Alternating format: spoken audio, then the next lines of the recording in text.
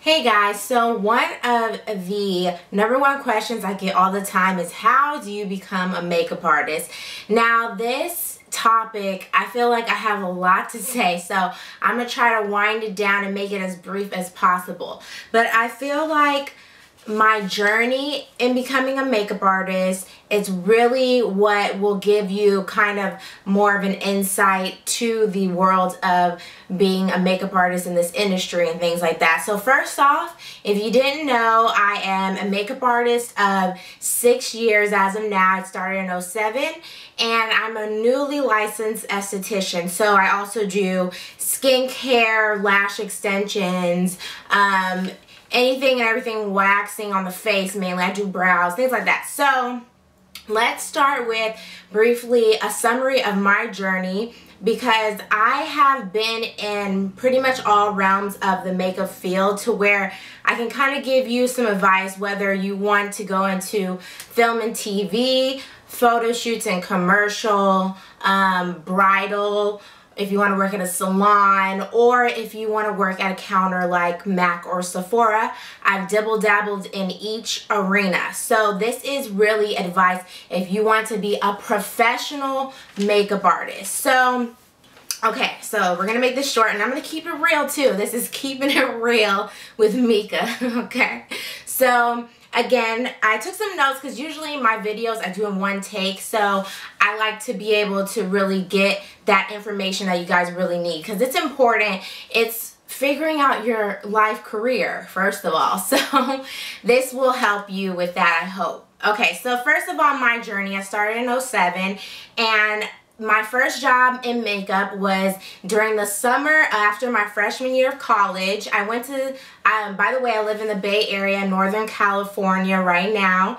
I went to college in Los Angeles, and that had a lot to do with me getting experience as a makeup artist. So again, in '07, that summer, I worked in Clinique, actually in Sun Valley Mall in Concord. So if you guys are familiar with that, I worked at Clinique for just the summer before I went back to LA.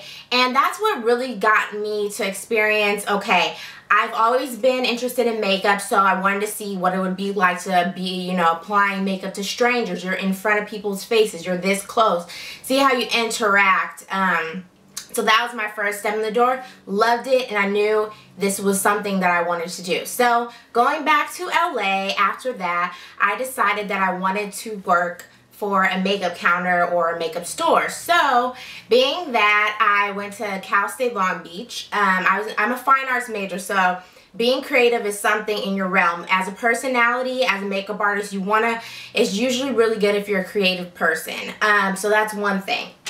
So again, I went back to LA, and I actually opened with Sephora in Cerritos Mall, and there is really where I got a lot of experience.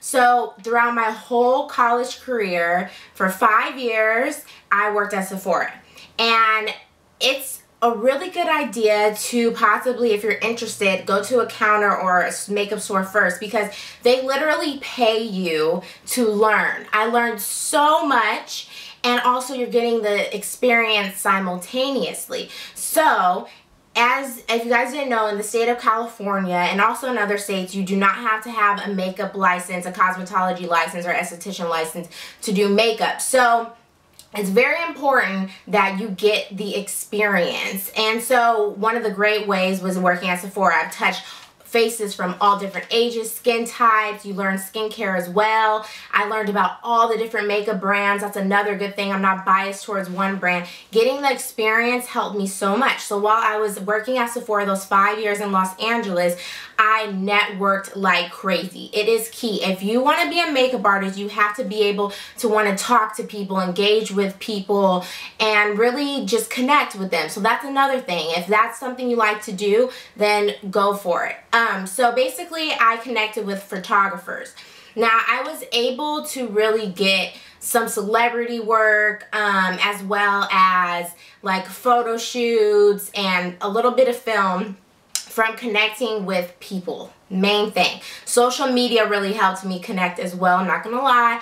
Facebook, Model Mayhem, things like that. When you're first building your portfolio, sometimes you have to do trade work. I did trade work from you know, starting out to make sure I got professional pictures of the trade work, and that really helped me. So that's another thing. You have to start building your portfolio and try as hard as you can to get pictures with good photographers. So, okay, so going along, after 5 years working at Sephora, after dibble-dabbling in film and commercial type things and beauty and a little bridal, I was able to figure out that what I wanted to do and what I didn't want to do. I knew that because of the long hours in film and photo shoots, that was something I wanted to do every now and again versus as a career. So if that's your avenue, that might be your avenue. So I'll get into that later, but I'm just finishing up my journey so you guys can know where I'm coming from. So after that, I decided, okay, I love all forms of beauty. I love skincare as well. I knew that I wanted to get an aesthetics license. When you have an esthetician license, you can do skincare, get more involved. And I personally decided that what would be right for me is to be somewhere, have a location that I can have people come to me, work when I want, make my own schedule, and basically live the life that I want in the future, have a family. I can basically wrap my life around making my own schedule. That was really important to me versus being a makeup artist maybe for an artist and travel on the road with them. It just depends on what you want to do. So that was my choice. So when I moved back to the Bay Area up to Northern California from LA after I graduated college, I decided that's when I started my freelance business. I got a business license, y'all, I pay taxes, all of that. And I was able to do bridal and makeup for events, photo shoots as well in the Bay Area, really kind of set myself up and get a name out here as well. And by doing that, I literally just did that on my own. When I moved back from LA out to the Bay Area, I worked at Sephora for a little under 6 months or so, and that's when I decided to leave and really get my own business going.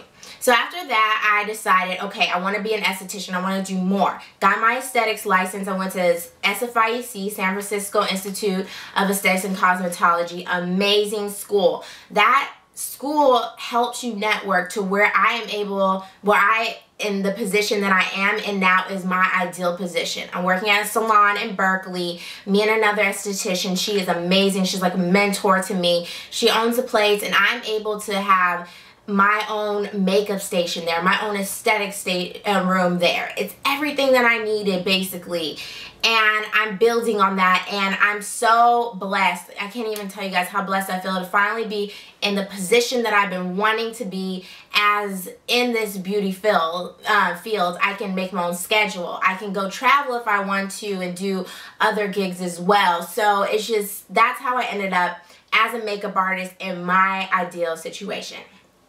Okay, so now it gets to the advice. So with that being said, advice for you guys if you know you want to do makeup.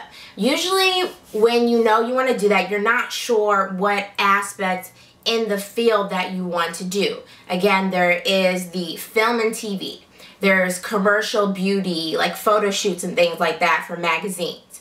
There is the salon environment. There is bridal, which can spill often into maybe magazines and TV or salon. And then there's those counter jobs, those beauty stores, Sephora, retail basically, MAC, things like that.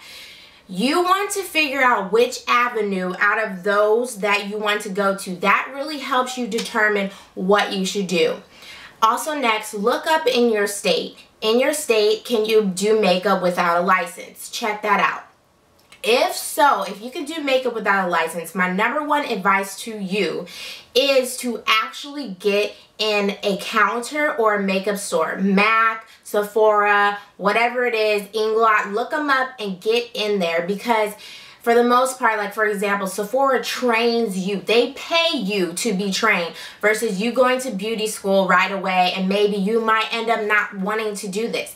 You will get the hands-on experience that you need. You will get so much experience from working in a store. You are seeing all different types of skin types and everything and ages, and you're around other makeup artists you can feed off of, learn a lot from. So I would say do that first if you can. Try to do that. I know it's hard sometimes to get into those things, but try as hard as you can. That'll really let you know if makeup artistry is what you want to do.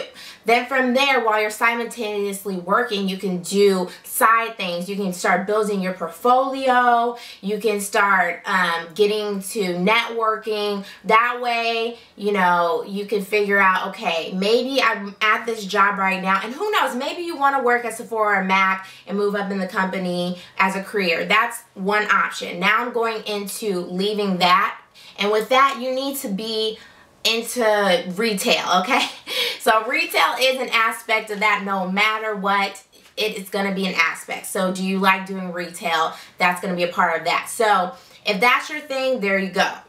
Now moving along into the other avenues.